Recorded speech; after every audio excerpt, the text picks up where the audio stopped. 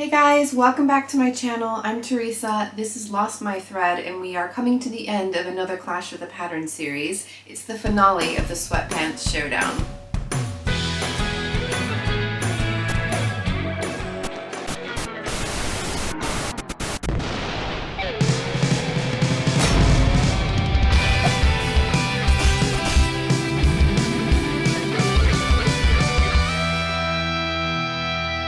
I will put a link up here if you haven't seen the first two videos of the series because it's going to make a lot more sense if you have. It is the finale though today, so we're going to be rounding up and looking at which of the two sweatpants patterns I like the best between the Stella Joggers by Tilly and the Buttons and the Hudson Pants by True Bias. I do want to show you these pants on me, of course, but I'm going to start by looking at some of the details rather than just overwhelming you with the whole look on the whole. So I want to look at some of the specific design elements between the two patterns and tell you what I like between them. To start with, I want to look at the waistband. Now, I think I might have mentioned previously, I've made the Stella Joggers before, and I feel like they do have a tendency to roll on the waistband because there isn't anything keeping the elastic in place. It's not even stitched down at any point, so not only can it roll, it sometimes moves and rotates around the waistband, which drives me a little bit crazy, to be honest with you. The Hudson Pants by True Bias, however, has this really nice, neat top stitching going around it. I honestly feel like that's a really professional, ready-to-wear looking finish. I think it looks great, I think it performs the function really well, and after I finish these videos, I'm going to be putting that onto my Stella Joggers. So clearly I prefer the waistband of the Hudson Pants. Alright, moving down these pants a little more, we've got the pockets. I think they both have a pretty cute pocket detail, but I really love the extra band that's on the Hudson Pants. It's curved, so I feel like it sits really nice and flat, whereas the Stella Joggers, it sits reasonably okay, but there's just a slight little bit of movement there where it's not flush against my skin, and I feel like it doesn't look just quite as neat. I also really like that you've got this band on the Hudson Pants, so if you were going to do some kind of color blocking, you can make that a different color to match with the cuffs and potentially the waistband, and I feel like that would tie it together really well. I've seen that before and I think it looks really good together, so it's just a little bit extra options there for you, and I feel like the Hudson Pants just look that little bit slicker. Moving down then further, we're going to look at the cuffs right at the bottom. The Hudson Pants cuffs are a deeper cuff and they're more narrow as well. I feel like the result of that is it feels like it's hugging your ankles in what I find to be a really pleasing way. It feels more snugly, it feels like you're just really tucked up in them. And again, I feel like the proportions of the size of that cuff just look a little bit more like a ready-to-wear cuff in my opinion. I did use self fabric for these cuffs, obviously, and you could use cuffing, which I think would look really good on either of them. But I just feel like that deeper cuff of the Hudson Pants looks more slick. The other really important element today is looking at the fit of these two trousers, so I feel like I need to give you the sizes that I've picked so that you can have a bit of an idea of what I was working with what they recommended from my measurements. I have a 31-inch waist and a 42-inch hip. I do not fall directly in the middle of either of these sizes, and I actually don't really land in either of them in any which way. What I decided to do, because I had this fleece back sweatshirting fabric that added a little bit of extra bulk to those seams, I decided to size up and go with my hip measurement. That's the area that I think is the most important to fit around the bum, around the hips when I'm moving around and I'm sitting, that they're going to fit me well. And because they're elastic at the waist, I wasn't too worried if they were a bit bigger there because it was going to cinch in anyway with the elastic. So I went with my hip measurements. So for the Stella Joggers, I made the size 6. So you will see that I theoretically could have sized down at the waist or graded at the waist, which I didn't do. The Hudson Pants, I made the size 14, and again, I could have sized down even a couple of sizes there or graded down a couple of sizes at the waist, but I chose not to bother with that because I have that elastic coming in. So bear that all in mind when you're looking at the shape on my body and the fit on my body, because it could well be that if you were more in the straight up size chart there, it might fit your proportions a little bit better than mine. So the fit for these, the Stella Joggers to me clearly was a better fit in the front. It was a little bit closer to my size on the size chart, but I feel like in general, the shape of it seems to taper in a bit more towards the top, whereas the Hudson Pants seem like they're pretty straight up and they don't really go in so much, whereas I do go in quite a bit at my waist compared to my hip.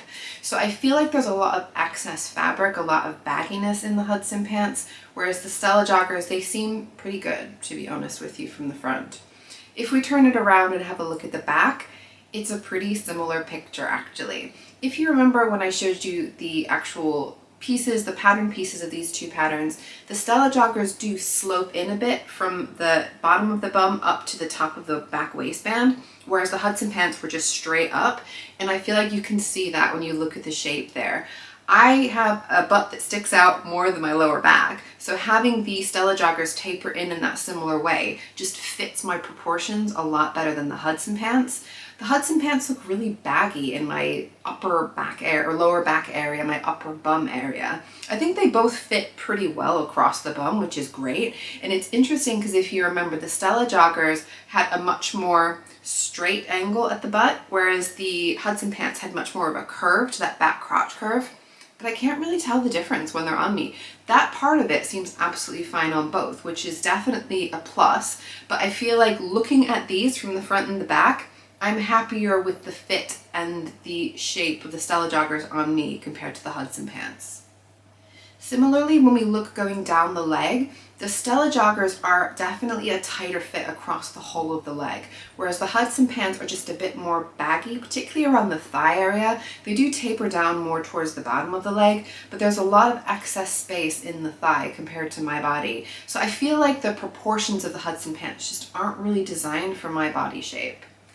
So picking a winner is a bit of a challenge actually in and of itself. If you look at the Hudson pants, I do really prefer the design and the look of those pants, but the Stella joggers just have a much better fit and shape and silhouette for my body. So looking back over the previous things we were comparing, the Stella joggers I think are definitely going to be a better value for money if you happen to be in the size range and can buy the whole stretch book. If you can even get it from your local library, get it used, you're going to probably have a better deal on that. But as I mentioned, it is a very minimal size range, so a lot of people are not really going to have that choice.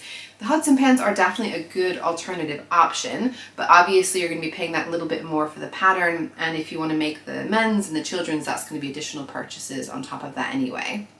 As far as the instructions, they were really both great. It was really funny because in my last video I asked people if they were team diagram or team photos in their instructions, and I got the general impression we all love diagrams, so I'm not really sure what's going on with the photos in the instructions. I know I've definitely heard people say that they really like the photos, specifically in the tilly and the buttons, but I think there are a lot of patterns that use photographs, so I'm sure there are people who like it. Maybe they just didn't feel like they wanted to comment on my video. No judgment either way. I think they're both really good instructions, like I said. So thinking about my experience as a whole, buying these patterns, making them up, putting them on my body, I feel like it's got to come down to, with that whole experience in mind, which of these sweatpants do I feel happier wearing? Do I feel more confident wearing? Do I feel good inside? And it's gonna have to be the Stella joggers by Tilly and the Buttons. It is close, and look, if you can't make the Stella joggers, Hudson pants, great way to go. But if you do have the option of the two and you have a shape, a body that is similar to mine, or you like some of those fit elements that are going to be on the Stella joggers, I think that's going to be your way to go. They're both great patterns, really good, but for me, Stella joggers absolutely takes the cake this time. I always have so much fun doing these Clash of the Pattern series, and I know that lots of you enjoy them as well. I do want to do more in the future, but I want to make sure that when I'm making them, that I'm making things that I'm actually going to wear. So I always have to think about if I'm making multiple pairs or multiple garments of some kind, I have to be making something that I'm going to be wearing loads of. So I don't want to do something like winter coats. I don't need 3 winter coats in my life, for example. But I would love to hear suggestions of things that you would like to see me compare. Specific patterns are even better, but even just general types of garments, please do let me know. I would love to get some big 4 patterns thrown into the mix as well, because so far I've only done indie patterns, but please do leave me comments down below for any ideas for future Clash of the Pattern series, and or your thoughts on my patterns that I made up today. If you have not already, please do subscribe to my channel if you want to see more of these kinds of videos or other videos in the future. Give me a like if you enjoyed watching my video today, and I will see you all very soon with another video. Bye!